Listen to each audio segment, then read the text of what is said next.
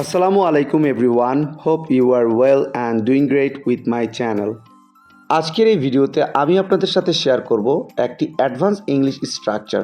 So ভিডিওটি না টেনে শেষ অবধি দেখুন। আমার খাওয়ার সময় ছিল না, তার যাওয়ার সময় ছিল না, তোমার ঘুমানোর সময় ছিল না, তাদের পড়ার সময় ছিল না।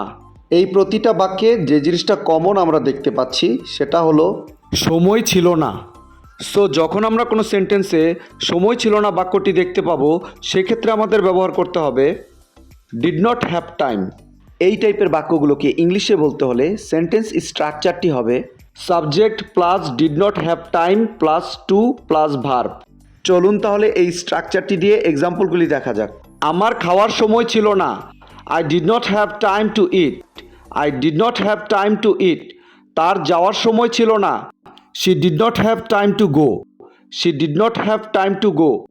তোমার ঘুমানোর সময় ছিল না, you did not have time to sleep. You did not have time to sleep. তাদের পড়ার সময় ছিল না, they did not have time to read. They did not have time to read. I hope এই স্ট্রাকচারটা আপনারা ভালোভাবে বুঝতে পেরেছেন। Now it's your turn.